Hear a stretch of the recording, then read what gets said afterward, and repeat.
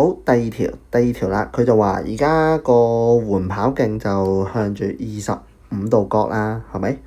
好，咁佢就話啦，由起點去終點跑咗500米，嗱，咁跑步係向斜上去噶嘛，係咪？好啦，咁佢問你個 vertical distance 圓錘距離，好啦，圓錘距離。好，咁我哋首先咧，咁嚟到呢個課題咧，你就開始發現啦 sin cosine tangent 咧就開始你要諗係用邊個嘅咯喎。前面嗰啲課題咁好直接啊，呢課係 sin，嗰課係 cosine，之後係 tangent。好啦，呢度咧我哋就要諗一諗啦。首先，個圓錘距離叫做我哋俾個名佢啦，叫 x 啊，好冇？咦，佢係對邊嚟喎？500佢係斜邊嚟喎，咁所以咧對斜，咦對斜係咩啊？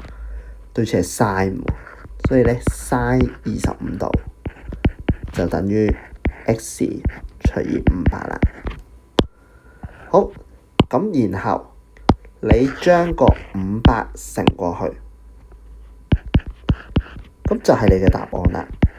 嗱，因為咧佢答案入邊咧，佢冇計晒實數出嚟，佢就係俾條式你，咁所以咧呢個咧答案就會係 A 啦。